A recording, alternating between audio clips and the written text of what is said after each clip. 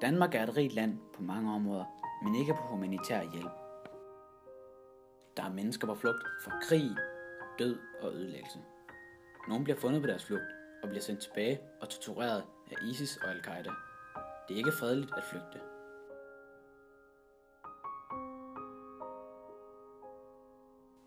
De må gå igennem smerte, sult, lidelser og racisme for at nå målet. Og målet er under ingen omstændigheder garanteret.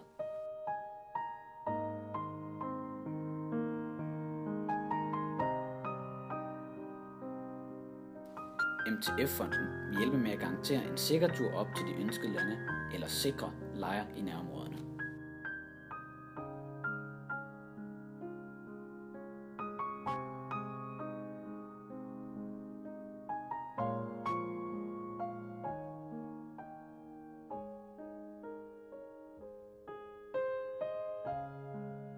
MTF-fonden vil gøre en forskel. Vi vil gøre en forskel.